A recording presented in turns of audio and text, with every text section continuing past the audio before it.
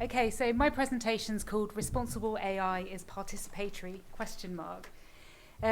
Because it's a reflection on a huge participatory project that we did in the UK from 2024 to 2025 that's funded by a very well-resourced funding infrastructure in the UK for responsible AI. So I finished the presentation with some provocations about what's happening in this infrastructure. Oh, now everyone can hear me. So Public Voices in AI was a £1 million investment for responsible AI research in the UK. And it was aimed at putting the public at front and centre of AI development and deployment. So this was a huge win for participatory AI in the UK to have such a significant and symbolic investment in it. The way that the project addressed including public voices was by synthesizing, reviewing, building and sharing knowledge about public views on AI and engaging diverse publics in AI. We were also very keen to work with who we called our target beneficiaries from the start. So we weren't just conducting research, we were working with the target beneficiaries that we identified. So that was the responsible AI community in the UK and beyond, the irresponsible AI community that we wanted to convince to be more responsible, and crucially and most importantly, the members of the public that we're engaging with and hoping to represent, especially those from underrepresented groups. So I'm going to spend some time covering all the things that we did. The first thing that I'm going to cover is the thing that I led on.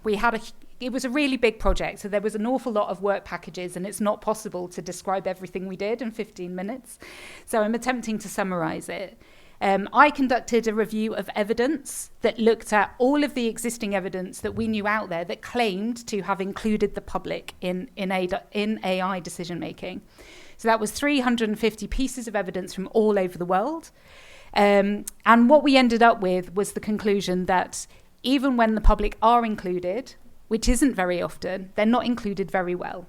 So either the questions that they're posed are leading, so you're trying to encourage a public, whoever that is, to say, yep, we think your system is trustworthy. Or if they were included and were included well, we saw that underrepresented groups weren't represented effectively.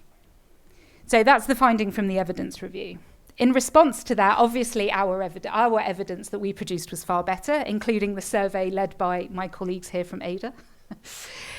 So we surveyed over 3,500 members of the UK public, and we targeted people from underrepresented communities. So we saw that these were overrepresented in our survey sample.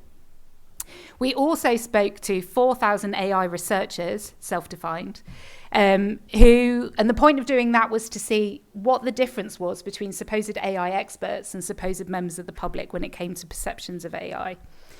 So one of the key findings from the survey was that we were seeing an increase in the UK for interest in increasing laws and regulation for AI. We also did a huge amount of work with communities. This is just some of it. We decided to give some of the investment to community groups that were already working with communities to undertake their research.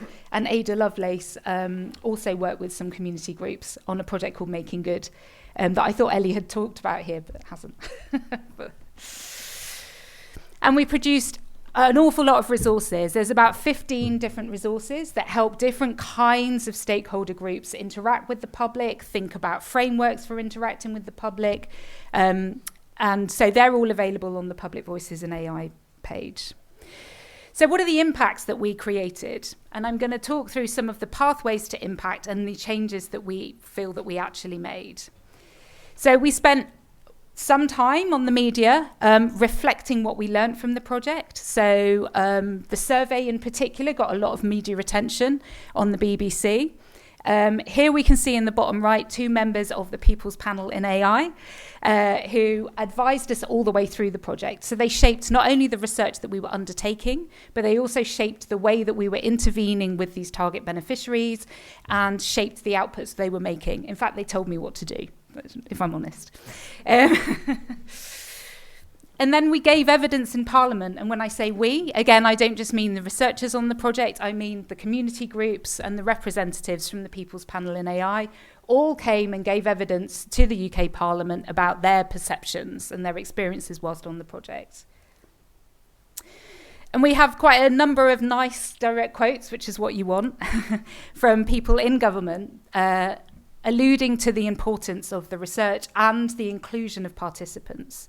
So this example points to the fact that quotes from participants are particularly useful and that they will be used internally. And I think one of the powerful things about this particular quote is it's not about what the government necessarily learnt as a result of our research, but that the quotes from our everyday participants reinforced what they wanted to do, that actually empowered them to make change within the government. So that's a nice thing. So there's some of the pathways towards impact that we made, and these are the changes that we'd like to think of ourselves making. So one, a number of us on Public Voices in AI work together on the Pairs Management Committee, and that is just one way that we've actually stayed in touch as a kind of a movement that's working towards catalysing change. Another one is working towards critical AI literacy of the general public. So we've written a letter to the UK government asking for better critical AI literacy of the general public. The UK government, like most governments, is focused on upskilling of the workforce for growth. And like anyone who's not contributing to growth, will forget them. So we're actually coming together to kind of work towards trying to get that addressed in some way. There's a number of smaller ways we've changed the conversation. So obviously I've mentioned that the funded community groups and participants went to Parliament and communicated directly with parliamentarians. But we've also fed into AI security via a secondment that's happened after the project. We've changed government surveys about public attitudes to technology. We've changed knowledge, policy and practices in local and national governments. And we've managed to change the way that politicians talk about AI following, you can actually trace politicians changing what they say, having heard one of us on the radio, which is quite a nice thing to be able to say.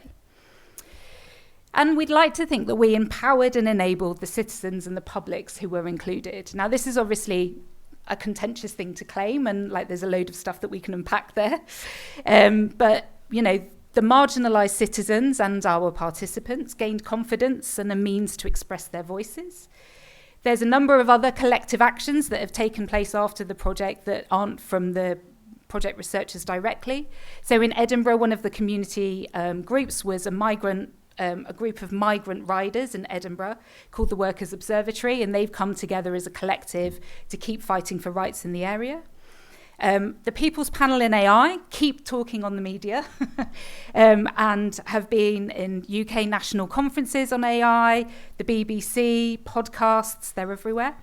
And in fact, one of them, Margaret, has informed what we're calling the National AI Awareness Campaign.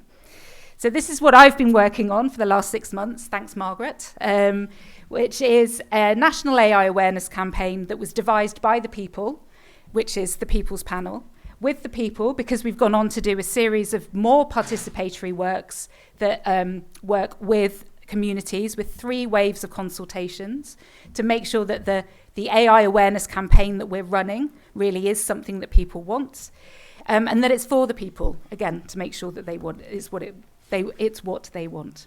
So this is due to launch at the end of April, but there is a bit of a AI Summit preview. So the materials have been released early, even if they are in beta.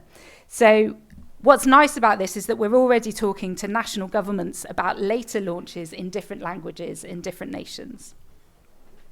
Oh, and this is Margaret's idea of putting the AI awareness campaign on bus stops and bus sides, which we're also doing, bless her.